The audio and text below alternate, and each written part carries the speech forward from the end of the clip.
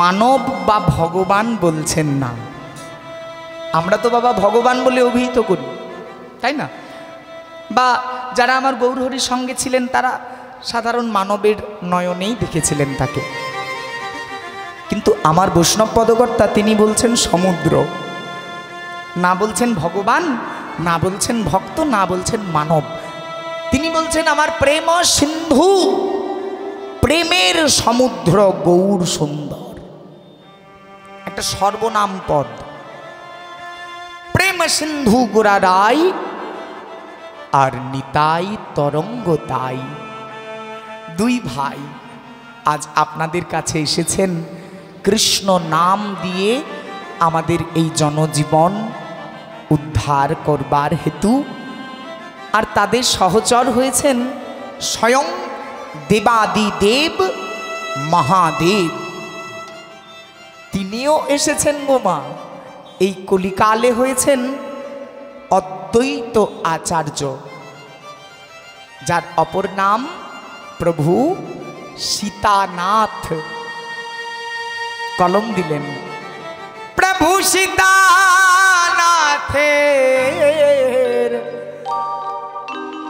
করুণার বাতাসে। আমার প্রভু সীতানাথের করুণার বাতাস নিত্যানন্দ রূপী তরঙ্গ, আর গৌর হয়েছে সমুদ্র। প্রেম সিন্ধু গোড়ারাই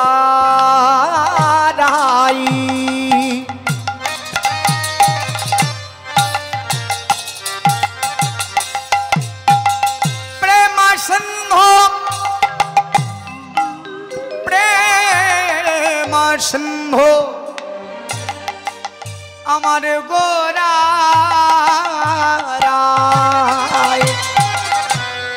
প্রেম সিন্ধু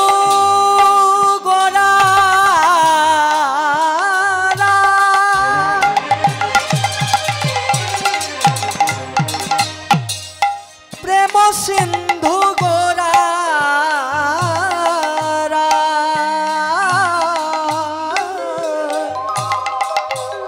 প্রেম সিন্ধু গোরা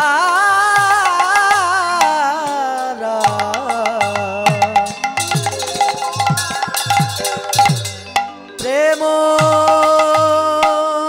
সিন্ধু গোরা নিতা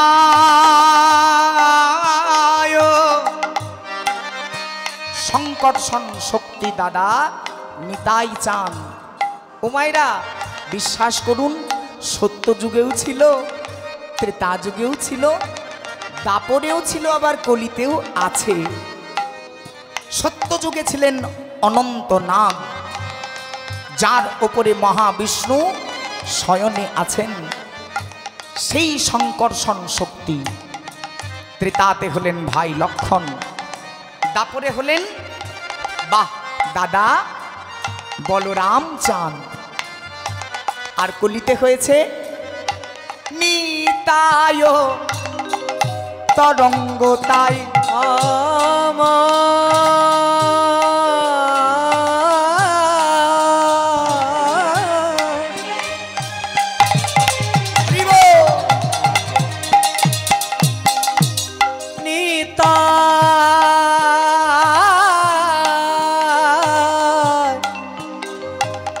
তরঙ্গতা প্রভু সীতানাথে করুণার বাতাসে। সীতানাথে করুণার বাতাসে প্রভু সীতানাথে করুণা বাতাসে, করুণা বাতাসে প্রভু সীতানাথে করুণা বাতাসে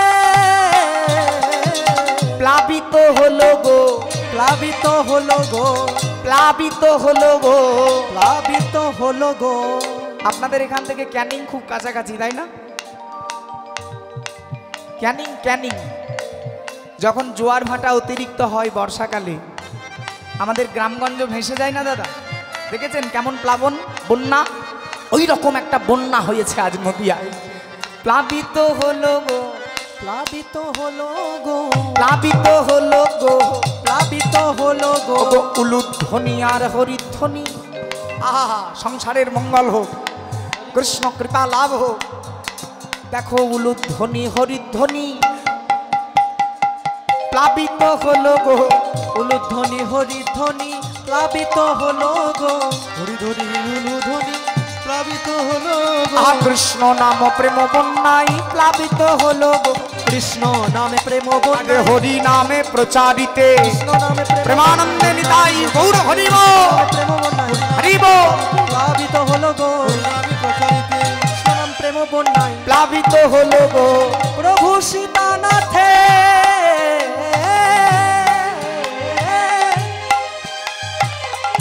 করুণার বাতাসে,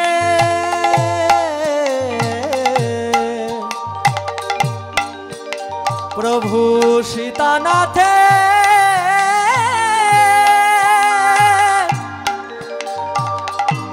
করুণার বাতাসে। মহানাম দিবার জন্য রাজা হয়েছে ভিখারি। যে ছিলেন ব্রজেন্দ্র নন্দন কৃষ্ণ, ত্রিজগৎ এর অধিপতি, চতুর্দশ ভুবনের মালিক। বিশ্বাস করুন মা, শুধু আপনাদের প্রেম আস্বাদন করার জন্য ভিখারি হয়ে নবদ্বীপে এসেছে। ভক্ত ভাব অঙ্গীকার করে। তবে এই যে ভক্ত ভাব আর এই যে ভিক্ষা, এই ভিক্ষাটির সঙ্গে ব্রাহ্মণত্বের ওতপ্রোত মেল আছে। মানে কৃষ্ণ সেবক হতে গেলে, দেবাংশী হতে গেলে, আমরা যারা আজ এই হরিনামের আয়োজন করেছি বাবা, তারা সবাই কোনো না কোনোভাবে কৃষ্ণের সঙ্গে যুক্ত। হরিবোল হরিবোল বলতে পারেন, দেব অংশে নিজেদেরকে নিয়োজিত করেছি। তাহলে এই যে ভিক্ষা, স্বয়ং ভগবান তিনি রাজা হয়ে ভিক্ষা করছেন, এর পেছনে নিশ্চয়ই কোনো কারণ আছে। দেখবেন আপনারা, আমাদের সমাজে একটা জাতি আছে, জাতিটার নাম হলো ব্রাহ্মণ। এই পইতে পড়ে থাকে না, পুজো অর্চনা করে, তাদের বলা হয় ব্রাহ্মণ। চতুর্বর্ণং ময়া সৃষ্টং গুণ কর্ম বিভাগশ। চারটে বর্ণ আমি তৈরি করেছি গুণ কর্ম অনুযায়ী। ভগবান বললেন চতুর্থ অধ্যায় জ্ঞান যোগে, চতুর্বর্ণং ময়া সৃষ্টং গুণ কর্ম বিভাগশ। এর মধ্যে যে বর্ণ, ব্রাহ্মণ ক্ষত্রিয় বৈশ্য আর শুদ্ধ, ভিক্ষা করার অধিকার শুধু ব্রাহ্মণকে দিয়েছে। কেননা অন্য কোনো জাতিতে এই সম্পর্কের উল্লেখ নাই যেটা ব্রাহ্মণ সম্পর্কে আছে, ভিক্ষা মা আর ভিক্ষা বাবা। যদি কেউ ব্রাহ্মণের ছেলে আছেন বা ব্রাহ্মণ বংশের মানুষ আছেন, তারা জানবেন যে আমাদের যখন উপনয়ন হয় তখন কোনো একজন মাকে প্রথম মুখ দেখতে হয় কিছু ভিক্ষা দিয়ে, তিনি হয়ে যান ভিক্ষা মা। তা এই যে ভিক্ষাটি, এই ভিক্ষাটি শুধুমাত্র ব্রাহ্মণ বা বৈষ্ণবের নেবার অধিকার, কেননা দেব সেবাতে নিয়োগ করার পূর্ণ প্রাপ্তি তাদেরই আছে। আজকে যে আমরা একত্রিত হয়েছি, এটা একটা বিরাট সুযোগ আমাদের নিজেদের জীবনটাকে, নিজেদের যা কিছুই আছে, ধন মন সময় তান, এই সময়টা বা আমাদের সম্পত্তিটাকে উপযুক্ত জায়গায় কাজে লাগানোর একটা বিরাট বড় সুযোগ। যেমন দেখুন, মনে করে একদিন সন্দীপন মুনি, মনে পড়ে মা সন্দীপন মুনির কথা? একজন মুনি ছিলেন, নাম ছিল সন্দীপন মুনি। প্রত্যেক দিন গঙ্গায় দাঁড়িয়ে দাঁড়িয়ে সামবেদ স্তব পাঠ করতেন। এই সামবেদ স্তব পাঠ করছিলেন, আর গঙ্গার প্রখর স্রোত প্রবল জলের টান, এই জলের